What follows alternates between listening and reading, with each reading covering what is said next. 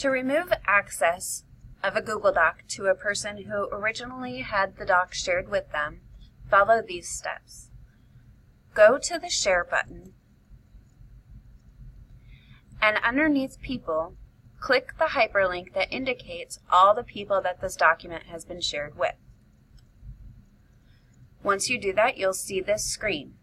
You have options to change their share settings, or you'll see this box over here to the right.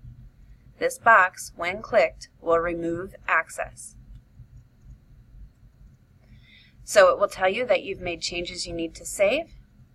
Go ahead and do that. And you can now double check that no one now has had this document shared to them. The benefit of this is that the information that is on the Google document, which has perhaps now become confidential or no longer relevant to the person that the document was shared with, is no longer accessible, and it's not in their Google Drive clogging up space.